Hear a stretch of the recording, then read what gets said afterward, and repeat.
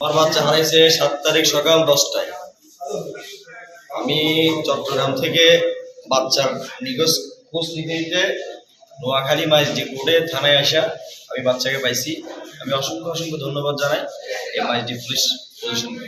আমার বাচ্চাকে যদি আজকে আমি 2 টাকা না পাইতাম, আমার বাচ্চাকে অলরেডি 80,000 টাকা বিক্রি কন্ট্রাক্ট হয়ে গেছি। আমি ওই খবরটাও পাইছি। দয়া করে সবাই সবার বাচ্চাকে সেফটিভাবে দেখার চেষ্টা করবে। সে যখন আমার বাড়িতে বাচ্চা নিয়ে আসছে তখন আমি জিজ্ঞাসাবাদ করার পরে সে মানে স্বীকার না আমাদের বহুতবার তারা চেষ্টা করার পরে তাদের সিটাকে যোগাযোগ করি। তারপরে এটার সন্ধান পেলাম যে সে বাচ্চা চুরি করে এনেছি। আনার পরে তখন তাদের এখানে আটকা রেখে এলাকাবাসীকেও খবর দিলাম, এরাও আসলো। আবার বাচ্চার আত্মীয় স্বজনরাও খবর দিলাম, তারাও আসলো। আসি এই বাচ্চা আমার বাড়ি থেকে উদ্ধার করি এবং থানায় আনা হয়েছে। লোকাল একজনের আমাদেরকে গভীরতে একটা খবর দিচ্ছে ফোনের মাধ্যমে যে এখানে একটা বাচ্চা অপহরণকারী সহ বাচ্চা একটা ফ্যামিলিতে আসছে।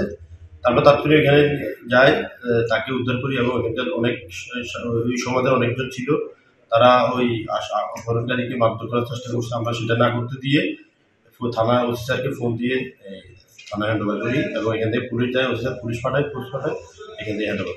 আজ রাত 12:30 ঘটিকার সময় আমাদের সদর থানা এলাকা বিলুপুর এলাকায় আমরা স্থানীয়দের কাছ থেকে একটি সংবাদ প্রাপ্ত হয় যে একটি 3.5 বছরের একটি বাচ্চাকে একজন অপহরণকারী সন্দেহজনকভাবে বাচ্চাটাকে নিয়ে ঘোরাফেরা করছে। সংবাদটি প্রাপ্ত হয়ে আমি তাৎক্ষণিক আমরা ঘটনাস্থলে রওনা করি এবং বাচ্চাটাকে সহ অপহরণকারীকে আমরা উদ্ধার করতে সক্ষম হয়। উদ্ধারকারী এবং অপহরণকারী যে আসামি তার নাম হচ্ছে আজাদ। তাকে ব্লেড আজাদ হিসাবে চট্টগ্রামের শহরে সবাই তাকে চিনে। সে একজন শিশু সন্ত্রাসী এবং সে মানব পাচারকারী। তাকে আরো জিজ্ঞাসাবাদে সে জানা যায় যে সে বাচ্চাটিকে অপহরণ করে বিক্রির উদ্দেশ্যে সে নিয়ে আসছিল। স্থানীয় যে পুলিশ 8 বর্ষা থানা পুলিশ তাদেরকে সংবাদ দেওয়া হয়েছে, তারাও জানিয়েছে তাদের বাচ্চাটিকে হন্য হয়ে করছিল এবং অপহরণকারীকে তারা গ্রেপ্তারের জন্য তারা অনেক অভিযান পরিচালনা করেছে। তারা আমাদেরকে ধন্যবাদ দিয়েছে এবং পরবর্তী আইনানুগ ব্যবস্থা গ্রহণের জন্য 8 বর্ষা থানা পুলিশ আমাদের থানার উদ্দেশ্যে আসছে।